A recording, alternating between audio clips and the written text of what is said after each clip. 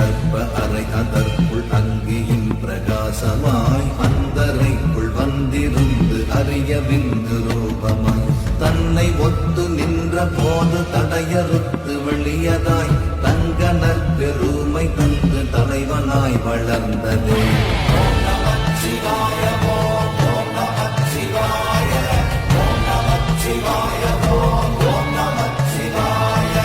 தாயின் கர்ப்ப அறையினுள் தீயில் ஒளியுடன் வந்த விந்து அங்கிருந்த முட்டையில் சேர்ந்து உருவாகி உடலாகிறது. அது முழு வளர்ச்சி பெற்று கை, கால், தலை முதலியவைகளுடன் தடை அனைத்தையும் உடைத்து வெளிவருகிறது. பின் அதுவே இப்பூமியில் தங்கி வளர்ந்து பல பெருமைகளையும் பெற்று தலைவனாய் வாழ்கிறது. எல்லாம் விந்துவில் உள்ள சோதியில்தான் என்பதை உணருங்கள் என்று சிவவாக்கியர் சித்தர் கூறுகிறார்.